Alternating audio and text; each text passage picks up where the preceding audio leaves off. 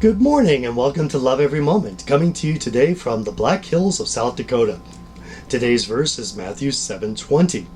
So then, you will know them by their fruits.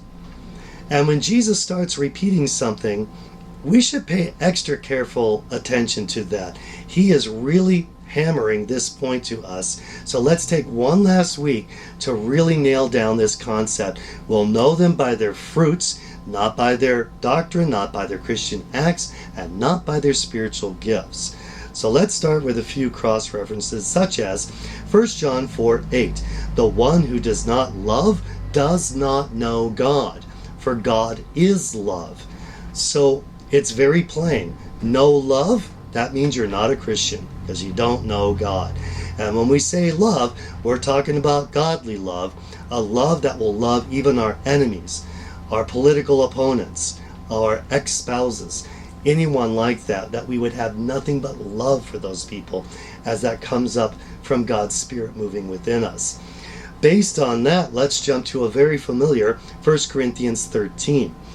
If I speak with the tongues of men and of angels, but do not have love, I have become a noisy gong or a clanging cymbal. And some people are going to be offended by this, but this tells me that a person can speak in tongues and still not be a Christian. Because if you can speak in tongues and not love, you're not a Christian. I'm sorry to say this, but tongues can be faked. Or there may be people who think they're speaking in tongues, but aren't really. So the tongues don't prove you're a Christian. It's love that proves you're a Christian. And if I had the gift of prophecy and know all mysteries and all knowledge, and if I have all faith so as to remove mountains but do not have love, I am nothing. So a person could have spiritual gifts like prophecy and faith but not have love, and that means they're not a Christian. Some people are all into signs and wonders and miracles, and I have faith in signs and wonders and miracles, but they'd rather see that than love. If that's the case, they're not a Christian, and we should not be following them. Verse 3, and if I give all my possessions to feed the poor, and if I surrender my body to be burned, but do not have love, it profits me nothing. So great Christian acts, like giving away all my property, or sacrificing my body for the sake of the Lord, well, that alone does not evidence the fact that I'm a Christian. It's love that is the evidence, not these great Christian acts. Then, as we look at the rest of 1 Corinthians, it reads very much like a list of the fruits of the Spirit. I'll just do one verse.